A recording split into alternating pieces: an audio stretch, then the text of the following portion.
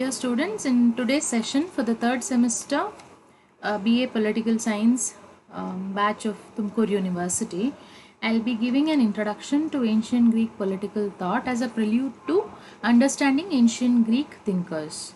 So in order to have a look at the ancient Greek thinkers, we need to understand or have a pictures of ancient Greece in a brief manner. So ಪ್ರೀತಿಯ ವಿದ್ಯಾರ್ಥಿಗಳೇ, ಪ್ರಾಚೀನ Greek ಚಿಂತಕರ ಬಗ್ಗೆ ಅವರ ಪರಿಚಯ ಮತ್ತು ಅವರ ಅಧ್ಯಯನ ನಿಮ್ಮ ಮುಂಬರುವ ತರಗತಿಗಳಲ್ಲಿ ನೀವು ಪಡಿತೀರಾ. ಪ್ರಮುಖವಾಗಿ ಪ್ಲೇಟೋ ಮತ್ತು ಅರಿಸ್ಟಾಟಲ್ ಬಗ್ಗೆ. ಸೊ ಅವ್ರ ಬಗ್ಗೆ ತಿಳ್ಕೊಳ್ಳೋಕೆ ಮುಂಚೆ ಸಂಕ್ಷಿಪ್ತವಾಗಿ ಇಂದಿನ ತರಗತಿಯಲ್ಲಿ ಪ್ರಾಚೀನ ಗ್ರೀಸ್ನ ರಾಜಕೀಯ ಚಿಂತನೆಯ ಪರಿಚಯ ನೀಡೋ ಉದ್ದೇಶ ನಂದು. ಹಾಗಾಗಿ ಮೊದಲನೇ ಸೆಷನನ್ನು ನಾವು ಅದಕ್ಕೆ ಮೀಸಲಿಟ್ಟಿದ್ದೀವಿ. ಸೊ ಇಲ್ಲಿವಾಗ ಯಾಕೆ ಪ್ರಾಚೀನ ಗ್ರೀಸ್ ಚಿಂತನೆ ಇಂಪಾರ್ಟೆಂಟ್ ಅಂತ ನೋಡೋದಾದರೆ, ಅದರ ಲಕ್ಷಣಗಳನ್ನ ತಿಳ್ಕೊತಾ ಹೋದಾಗೆ ನಿಮಗೆ ಪ್ರಾಚೀನ ಗ್ರೀಸ್ನ ಲಕ್ಷಣಗಳನ್ನು ನೀವು ಸಮಕಾಲೀನ ಯುಗಕ್ಕೆ ಕೋರಿಲೇಟ್ ಮಾಡಿದಾಗ ನಿಮಗೆ ನನ್ನ ಇವತ್ತಿನ ಸೆಷನ್ನ ಪ್ರಾಮುಖ್ಯತೆ ಅರ್ಥ ಆಗುತ್ತೆ. ಓಕೆ, ಸೊ ಈಗ ನಾನು ಸ್ಲೈಡ್ಸ್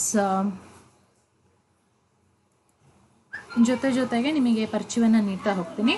ಸೊ ಇಲ್ಲಿ ನೋಡಿ, ಈಗ introduction to ancient Greek political thought. So ಅದರ ಲರ್ನಿಂಗ್ ಆಬ್ಜೆಕ್ಟಿವ್ ಅಥವಾ ಕಲಿಕೆಯ ಉದ್ದೇಶ ಏನು ಅಂತ ನೋಡೋದಾದರೆ, helps introduce the origin and development of principles of political science to the students. ಅಂದರೆ ರಾಜ್ಯಶಾಸ್ತ್ರದ ತತ್ವಗಳ ಉಗಮ ಮತ್ತು ಬೆಳವಣಿಗೆ ಬಗ್ಗೆ ವಿದ್ಯಾರ್ಥಿಗಳಿಗೆ ಪರಿಚಯವನ್ನು ನೀಡೋದು ಈ ಕಲಿಕೆಯ ಪ್ರಮುಖ ಉದ್ದೇಶವಾಗಿದೆ.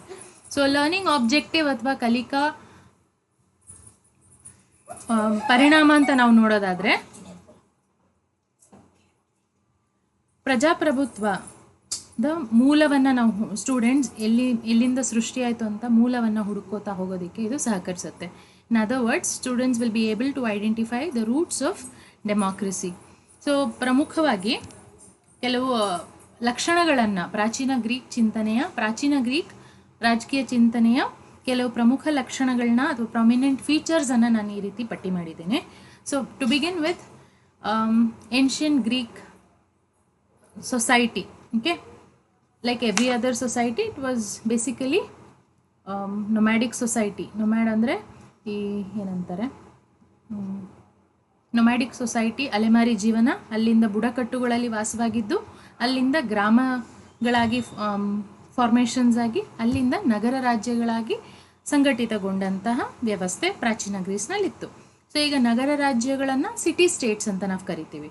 ಓಕೆ, ಸೊ ಈ ಸಿಟಿ ಸ್ಟೇಟ್ಸ್ ಸಣ್ಣ ನಗರ ರಾಜ್ಯಗಳ ಉದಾಹರಣೆಗಳು ಅಂತ ಬಂದಾಗ ಅಥೆನ್ಸ್, ಸ್ಪಾರ್ಟಾ, ಮ್ಯಾಸಿಡೋನಿಯಾ, ಕಾರಿಂತ್, ಥೇಬ್ಸ್ ಇತ್ಯಾದಿಗಳು ಇವೆ. ಸೊ ನೀವು ಇವಾಗ ಅರಿಸ್ಟಾಟಲ್ ಬಗ್ಗೆ ಕೇಳಿರ್ತೀರ. 158 ಸಂವಿಧಾನಗಳ ಅಧ್ಯಯನವನ್ನು ಮಾಡಿದರು ಅಂತ. 158 ಸಂವಿಧಾನ ಅಂತ ಅಂದರೆ ಅಂದಿನ ಕಾಲಕ್ಕೆ ಸಂವಿಧಾನ ವಾಸ್ ನಥಿಂಗ್ ಬಟ್ ಈ ನಗರ ರಾಜ್ಯಗಳ ಅಧ್ಯಯನವಾಗಿತ್ತು. ಓಕೆ, ಸೊ ಇಲ್ಲಿ ಮೊದಲನೇ ಪಾಯಿಂಟ್ ಇದು. ಸೊ ಈ ಸಣ್ಣ ನಗರ ರಾಜ್ಯಗಳು, these wear self governing communities, ಅಂದರೆ ಸ್ವಾವಲಂಬಿ ಸ್ವಯಂ ಆಡಳಿತ ಸಮುದಾಯಗಳಾಗಿದ್ವು. ಅದನ್ನು ಈ ನಗರ ರಾಜ್ಯಗಳನ್ನು, ಸಿಟಿ ಸ್ಟೇಟ್ಸನ್ನು ಪಾಲಿಸ್ ಅಂತ ಕರೀತಾ ಇದ್ರು. ಓಕೆ, ಇದು ಮೂಲ ಗ್ರೀಕ್ ಭಾಷೆಯ ಪದ polis. Polis was nothing but self governing community. So what is meant by self governing community? ಸ್ವಾವಲಂಬಿ ಸ್ವಯಂ ಆಡಳಿತ ಸಮುದಾಯಗಳು ಅಂದರೆ ಏನು ಅಂತ ನಾವು ನೋಡೋದಾದರೆ, ಅಲ್ಲಿದ್ದಂತಹ ಸ್ಥಳೀಯ ಜನ ಓಕೆ ಒಂದು ಕಡೆ ಸಭೆಯನ್ನು ಸೇರಿ ತೀರ್ಮಾನ ಕೈಗೊಳ್ಳುವಿಕೆ ಇರ್ಬೋದು, ಶಾಸನ ರಚನೆ, ಶಾಸನಗಳನ್ನ ಜಾರಿಗೊಳಿಸೋದು, ತೆರಿಗೆಯನ್ನು ಸಂಗ್ರಹಿಸೋದು, ಅದನ್ನು ಬಳಕೆ ಮಾಡೋದು, ಈ ಎಲ್ಲ ಚಟುವಟಿಕೆಗಳಲ್ಲಿ ಪಾಲ್ಗೊಳ್ತಾ ಇದ್ರು. ಇದನ್ನು ಕೇಳಿದ ತಕ್ಷಣ ನಿಮಗೆ ಮನಸ್ಸಿಗೆ ಬರಬೇಕಾದ ಚಿತ್ರಣ ನಮ್ಮ ದೇಶದಲ್ಲಿ ನಡೆಯುವಂಥ ಗ್ರಾಮಸಭೆ. ಸೊ ವರ್ಷದಲ್ಲಿ ಕನಿಷ್ಠ 2 ಬಾರಿ ಗ್ರಾಮಸಭೆಗಳು ಸೇರಬೇಕು ಅಂತ ಇದೆಯಲ್ಲ. ಸೊ ಗ್ರಾಮಸಭೆಯಲ್ಲಿ ಹೇಗೆ ಸ್ಥಳೀಯ ವ್ಯಕ್ತಿಗಳು ಸೇರಿಕೊಂಡು ಒಂದು ವ್ಯವಸ್ಥೆಯನ್ನು ಮುನ್ನಡೆಸ್ತಾರೋ, ಒಂದು ಗ್ರಾಮವನ್ನು ಮುನ್ನಡೆಸ್ತಾರೋ, ಅದೇ ರೀತಿ ಪ್ರಾಚೀನ ಗ್ರೀಸ್ನಲ್ಲಿ ಆಗ ಪ್ರಾದೇಶಿಕ ಏನಂತಾರೆ, ಜಿಯೋಗ್ರಫಿಕಲ್ ಇದೇನಿತ್ತಲ್ಲ ಏರಿಯಾ ಕಡಿಮೆ ಇತ್ತು. ಇವತ್ತಿನ ಹಾಗೆ ದೊಡ್ಡ ದೊಡ್ಡ ರಾಜ್ಯಗಳಾಗಿರಲಿಲ್ಲ. I mean small city states. ಒಂದು. ಎರಡನೇದು, ಇವತ್ತು ಜನಸಂಖ್ಯೆ ಜಾಸ್ತಿ ಆಗಿರೋದ್ರಿಂದ ಪರೋಕ್ಷ ಚುನಾವಣೆಗಳನ್ನ ನಾವು ಕಾಣ್ತಾ ಇದ್ದೀವಿ. ಆದರೆ ಹಿಂದೆ ಜನಸಂಖ್ಯೆನೂ ಕಡಿಮೆ ಇತ್ತು, ಸಣ್ಣ ಭೂಪ್ರದೇಶಗಳಿದ್ವು. ಹಾಗಾಗಿ ಅಲ್ಲಿ ಈ ರೀತಿ ಡೈರೆಕ್ಟ್ ಡೆಮೊಕ್ರೆಟಿಕ್ ಡಿವೈಸಸ್ ಅಥವಾ ನೇರ ಪ್ರಜಾಪ್ರಭುತ್ವದ ಒಂದು ವ್ಯವಸ್ಥೆಯನ್ನು ನಾವು ಪ್ರಾಚೀನ ಗ್ರೀಸ್ನಲ್ಲಿ ಕಾಣಬಹುದಾಗಿತ್ತು. ಓಕೆ, ಸೊ ಇಲ್ಲಿ ಸೆಲ್ಫ್ ಗವರ್ನಿಂಗ್ ಕಮ್ಯುನಿಟೀಸ್ ಅಂತ ಹೇಳಿದರೆ, people used to themselves be a part of policy making, policy execution, then decision making, collection of taxes, implementation of the developmental activities ಅಂತ ನಾನು ಹೇಳ್ತಿದ್ದೇನೆ.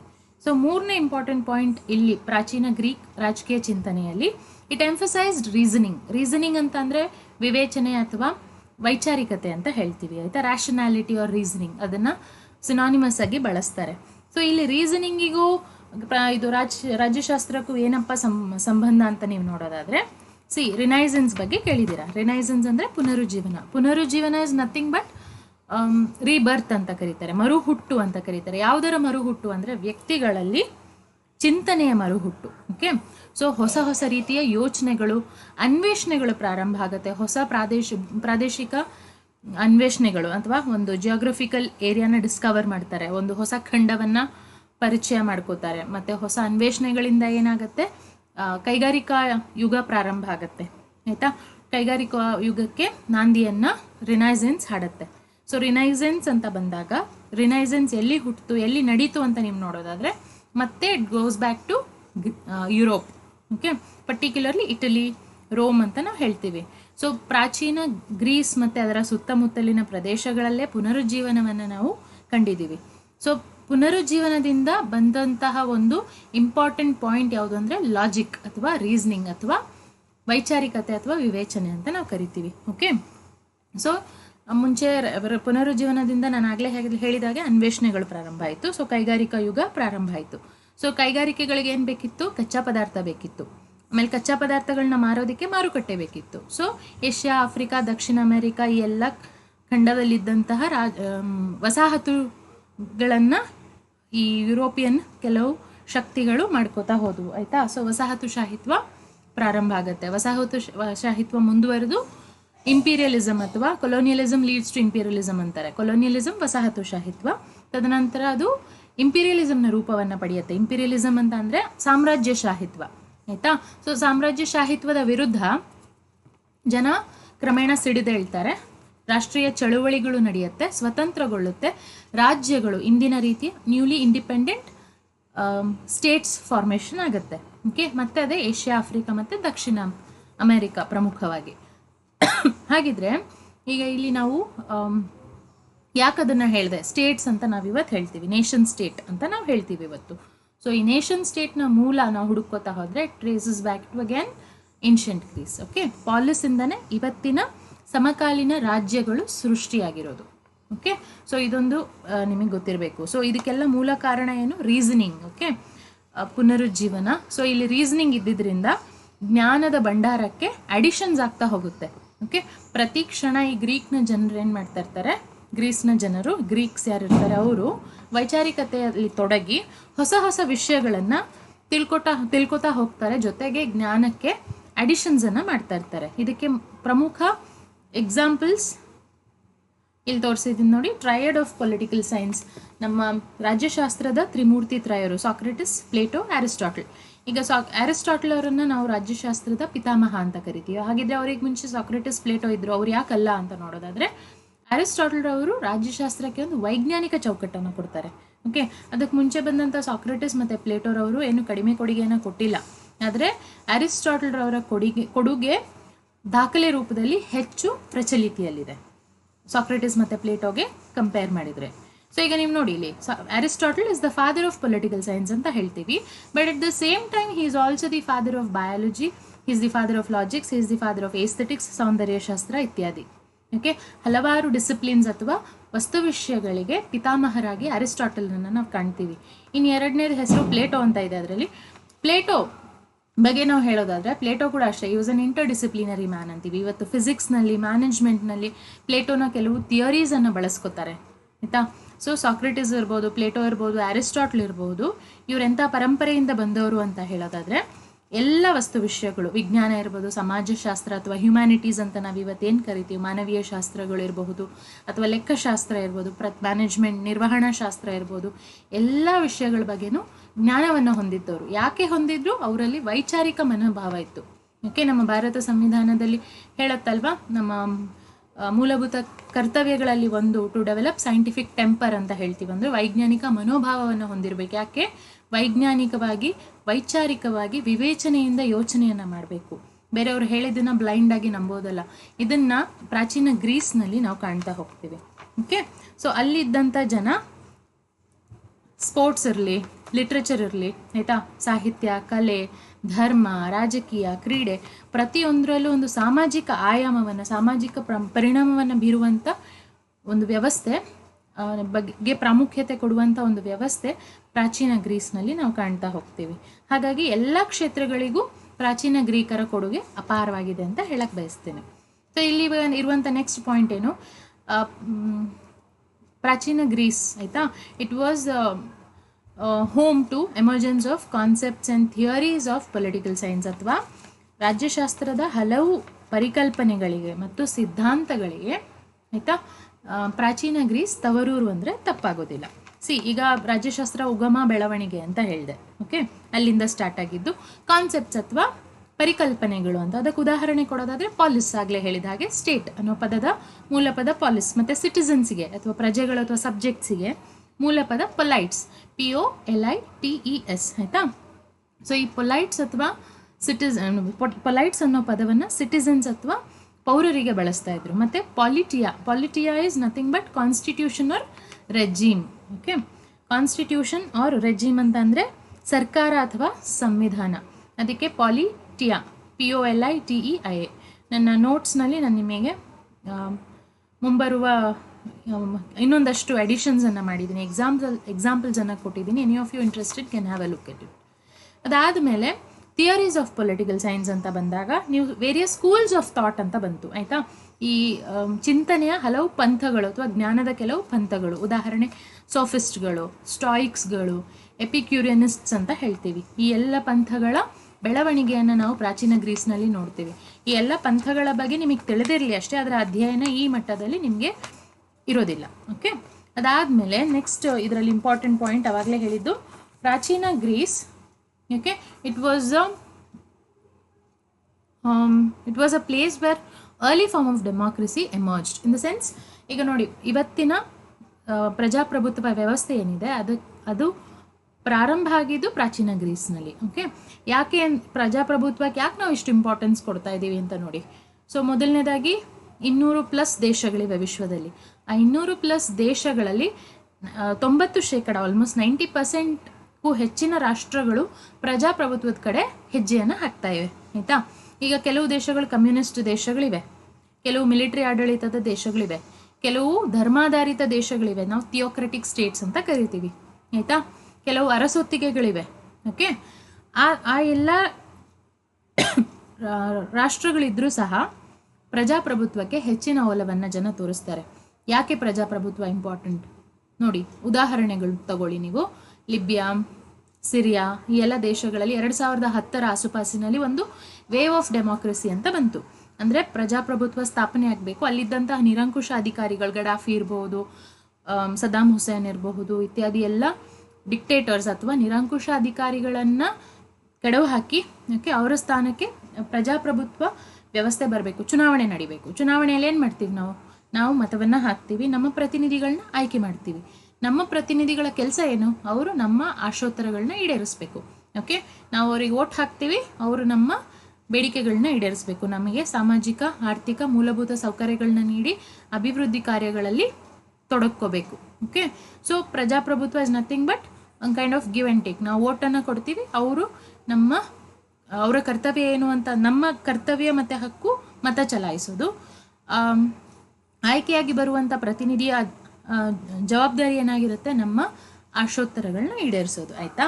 ಸೊ ಈ ಪ್ರಜಾಪ್ರಭುತ್ವ ವ್ಯವಸ್ಥೆ ಪ್ರಾರಂಭ ಆಗಿದ್ದು, ಓಕೆ, ಪ್ರಾಚೀನ ಗ್ರೀಸ್ನಲ್ಲಿ. ಯಾಕೆ? ಆಗಲೇ ಹೇಳಿದ ಹಾಗೆ ಅಲ್ಲಿ ನ್ಯಾಯ ತೀರ್ಮಾನಗಳು, ಆಯಿತಾ, ಮತ್ತು ತೀರ್ಮಾನ ಕೈಗೊಳ್ಳುವಿಕೆ, ಶಾಸನ ರಚನೆ ಅಥವಾ ನೀತಿ ರಚನೆ, ಶಾಸನಗಳನ್ನ ಜಾರಿಗೊಳಿಸುವಂಥ ಪದ್ಧತಿ, ತೆರಿಗೆಗಳನ್ನ ಸಂಗ್ರಹ ಮಾಡೋದು ಇತ್ಯಾದಿ ಎಲ್ಲವೂ ಸಹ ಪ್ರಾಚೀನ ಗ್ರೀಸ್ನಲ್ಲಿ ನಾವು ಕಾಣ್ತಾ ಹೋಗ್ತೀವಿ.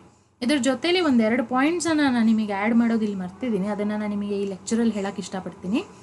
ಇವತ್ತಿನ ಕಾಲದಲ್ಲಿ ನಾವು ಹೇಳ್ತೀವಿ ರಾಜಕೀಯ ಅಥವಾ ರಾಜಕೀಯ ಬೇಸಿಕಲಿ ಪೊಲಿಟಿಕಲ್ ಸೈನ್ಸ್ ಅಲ್ಲ, ಪಾಲಿಟಿಕ್ಸ್ ಆಸ್ ಸಚ್, ಆಯಿತಾ. ಒಂದು ಪ್ರಾಕ್ಟಿಕಲ್ ಪಾಲಿಟಿಕ್ಸ್ ಏನಿದೆ, ಮತ್ತು ನೈತಿಕತೆ, ಎಥಿಕ್ಸ್ ಅಂತ ನಾವೇನು ಹೇಳ್ತೀವಿ, ಮತ್ತು ಧರ್ಮ ಅಥವಾ ರಿಲಿಜಿಯನ್, ಓಕೆ, ಅಥವಾ ಫೇತ್ ಅಂತ ನಾವೇನು ಕರಿತೀವಿ, ಈ ಮೂರು ಸಹ ಒಂದಕ್ಕೊಂದು ಕೋ ಎಕ್ಸಿಸ್ಟ್ ಆಗೋಕ್ಕಾಗಲ್ಲ, ಒಂದಕ್ಕೊಂದು ಜೊತೆಯಲ್ಲಿ ಸಾಗೋದಕ್ಕೆ ಸಾಧ್ಯ ಇಲ್ಲ ಅಂತ ಹೇಳ್ತೀವಿ. ಈಗ ಹೇಳ್ತೀವಿ ನಾವು ರಾಜಕೀಯದಲ್ಲಿ ನೈತಿಕತೆ ತಗೊಂಬರಬಾರ್ದು ಅಂತೀವಿ, ಆಯಿತಾ.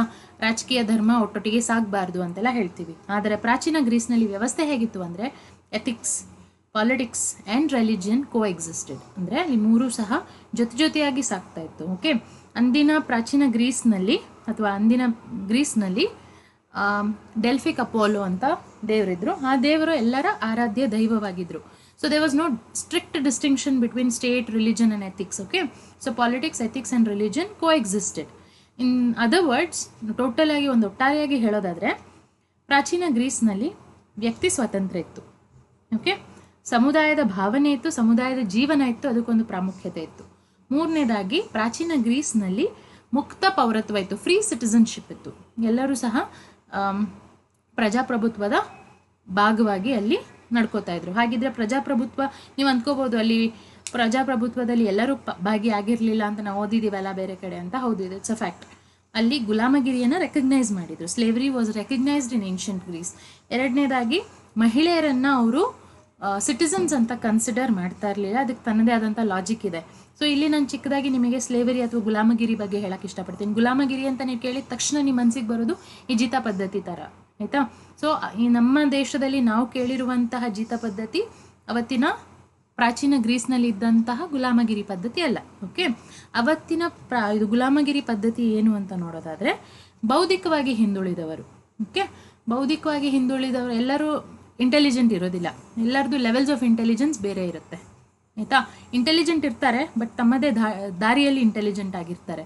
ಸೊ ಬೌದ್ಧಿಕವಾಗಿ ಯಾರು ಹಿಂದುಳಿದಿರ್ತಾರೋ, ಸ್ವಲ್ಪ ಕಮ್ಮಿ ಬುದ್ಧಿಶಕ್ತಿ ಇರುವಂಥ ವ್ಯಕ್ತಿಗಳು ಯಾರು ಇರ್ತಾರೋ ಅವರು ಬೇರೆಯವರ ಆಶ್ರಯದಲ್ಲಿದ್ದು, ಅವರ ಜೊತೆಲಿದ್ದು ಅವರಿಗೆ ದೈಹಿಕ ಶ್ರಮ ಅಥವಾ ಮಾನಸಿಕವಾಗಿ ಅವ್ರ ಜೊತೆಲಿದ್ದು ಅವರಿಗೆಲ್ಲ ಏನು ಸಾಮಾಜಿಕವಾಗಿ ಅವ್ರ ಜೊತೆ ಗುರುತಿಸ್ಕೊಂಡು, ಒಂದು ಕುಟುಂಬದ ಜೊತೆ ಗುರುತಿಸ್ಕೊಂಡು ಅವ್ರ ಮನೆಯಲ್ಲಿ ಗುಲಾಮನಾಗಿದ್ದು ತನ್ನ ಬೌದ್ಧಿಕ ಮಟ್ಟವನ್ನು ಹೆಚ್ಚಿಸ್ಕೊಂಡು ಏನಂತಾರೆ ತೀರ್ಮಾನ ಕೈಗೊಳ್ಳುವಂಥ ಕ್ಷಮತೆಯನ್ನು ಬೆಳೆಸ್ಕೊಳ್ಳೋದು, ಪ್ರೌಢಿಮೆಯನ್ನು ಬೆಳೆಸ್ಕೊಳ್ಳೋದು, ಈ ರೀತಿ ಅನುಭವಗಳಿರುತ್ತಲ್ಲ ತಿಳ್ಕೊಂಡು ಆತ ತನ್ನ ಬೌದ್ಧಿಕ ಮಟ್ಟವನ್ನು ವೃದ್ಧಿಸ್ಕೊಂಡ ನಂತರ ಅವನು ಗುಲಾಮಗಿರಿಯಿಂದ ಆಚೆ ಬಂದು ಸ್ವತಂತ್ರ ವ್ಯಕ್ತಿ ಆಗ್ತಾನೆ, ಅವನು ಸ್ವತಂತ್ರ ಪೌರನಾಗ್ತಾನೆ, ಆಯಿತಾ. ಸೊ ಆ ರೀತಿಯ ಗುಲಾಮಗಿರಿಯನ್ನು ಅರಿಸ್ಟಾಟಲ್ ಅಂತ ಮಹಾನುಭಾವರು ಸಮರ್ಥಿಸ್ಕೋತಾರೆ. ಅದು ಅಂದಿನ ಕಾಲಘಟ್ಟದಲ್ಲಿ ಪ್ರಾಚೀನ ಗ್ರೀಸ್. ಓಕೆ, ಅದನ್ನು ನಾವಿವತ್ತು ಹೋಲ್ಸೋಕ್ಕಾಗೋದಿಲ್ಲ.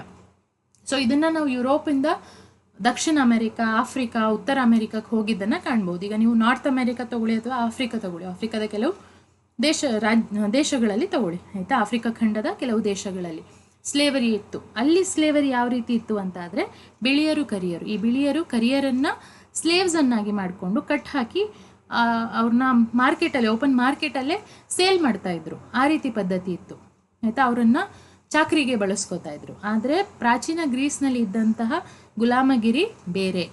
ಓಕೆ, ಸೊ ಇದನ್ನಿಷ್ಟನ್ನು ನಾನು ನಿಮಗೆ ಪ್ರಾಚೀನ ಗ್ರೀಸ್ನ ಚಿತ್ರಣವನ್ನು ಕೊಟ್ಟಿದ್ದೀನಿ. ಸೊ ಬೇಸಿಕಲಿ ಈ ಸೆಷನ್ನ ಉದ್ದೇಶ ಏನಾಗಿತ್ತು, ರಾಜ್ಯಶಾಸ್ತ್ರದ ಕಾನ್ಸೆಪ್ಟ್ಸ್, ಥಿಯರೀಸ್, ರಾಜ್ಯಶಾಸ್ತ್ರ ಆ್ಯಸ್ ಅ ಡಿಸಿಪ್ಲಿನ್, ಒಂದು ವಸ್ತು ವಿಷಯವಾಗಿ ಅಥವಾ ಒಂದು ಆ್ಯಕ್ಟ್ ಆಫ್ ದಿ ಗವರ್ಮೆಂಟ್ ಆಗಿ ಹೇಗೆ ಬೆಳೆದು ಬಂತು, ಆಯಿತಾ, ಹೇಗೆ ಹುಟ್ಟಿತು, ಉಗಮ ಹೇಗಾಯಿತು, ಹೇಗೆ ಬೆಳೆದು ಬಂತು, ಜೊತೆಯಲ್ಲಿ ಪ್ರಜಾಪ್ರಭುತ್ವನ ವ್ಯವಸ್ಥೆ ಹೇಗೆ ಪ್ರಾಚೀನ ಗ್ರೀಸ್ನಿಂದ ಪ್ರಾರಂಭ ಆಯಿತು ಅನ್ನೋದನ್ನು ನಾನಿಲ್ಲಿ ನಿಮಗೆ ಹೇಳೋಕ್ಕೆ ಇಷ್ಟಪಡ್ತೀನಿ. ಸೊ ಬೇಸಿಕಲಿ ಪೊಲಿಟಿಕಲ್ ಸೈನ್ಸ್ಗೆ ಒಂದು ವೈಜ್ಞಾನಿಕ ಚೌಕಟ್ಟನ್ನು ನೀಡಿ, ಆಯಿತಾ, ಒಂದು ಸೈಂಟಿಫಿಕ್ ಫ್ರೇಮ್ವರ್ಕನ್ನು ಕೊಟ್ಟಂಥದ್ದು ಪ್ರಾಚೀನ ಗ್ರೀಸ್ನ ಸಂಸ್ಕೃತಿ. ಓಕೆ, ಹಾಗಾಗಿ ನಾವು ರಾಜಕೀಯ ಚಿಂತಕರ ಬಗ್ಗೆ ಓದುವಾಗ ಪ್ಲೇಟೋ ಬಗ್ಗೆ ಓದ್ತೀರಿ, ಅರಿಸ್ಟಾಟಲ್ ಬಗ್ಗೆ ಓದ್ತೀರಿ ಮುಂದಿನ ಸೆಷನ್ಸಲ್ಲಿ. ಆಗ ನಿಮಗೆ ಅವರ ಅಂದಿನ ಕಾಲಘಟ್ಟ ಹೇಗಿತ್ತು ಅನ್ನೋ ಒಂದು ಪರಿಚಯ ಸಿಗಲಿ ಅನ್ನೋದು ನನ್ನ ಈ ಸೆಷನ್ನ ಉದ್ದೇಶವಾಗಿತ್ತು. Okay, so hope you enjoyed it. ಇನ್ನು ಈ ಸೆಷನ್ನ ಉದ್ದೇಶ ಇಲ್ಲಿಗೆ ಕಂಪ್ಲೀಟ್ ಆಗಿದೆ. Catch you back in the next session. Thank you.